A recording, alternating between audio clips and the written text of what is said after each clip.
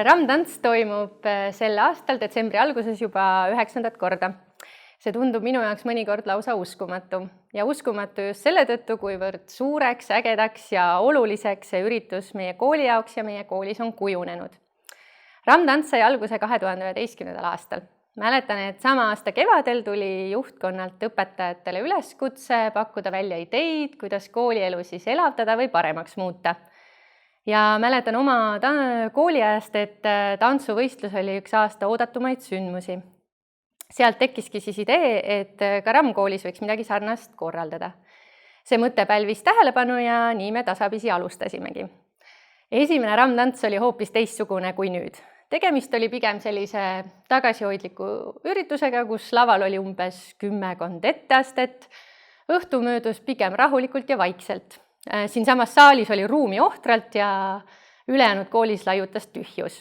See oli ikkagi omamoodi üsna armas, kuid tollel hetkel ei oleks ma küll osanud oodata, et Rammtants nii suureks ja populaarseks muutub.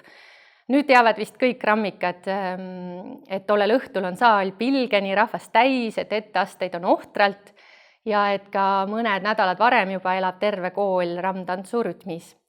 Ja see, et lavale tullakse peaaegu terve klassiga, et kaasatakse ka klassijuhatajaid ning et tihtilugu on ka vanemad ja pered hingega abis, on minu meelest ilmselgeks tõestuseks, et Rammtants on leidnud koha meie kõigi südameis.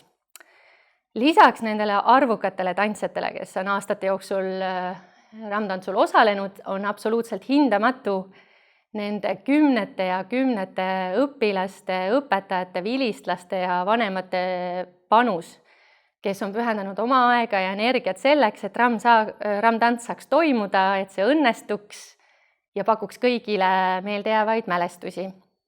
Kõiki nimepidi välja tuua oleks siinkohal ilmselgelt liiga ajakulukas, aga te kõik teate, kes te olete, nii et suur aitäh ja kummardus teile. Mis siis veel? Kohtumiseni siis täna õhtul Rammtantsul.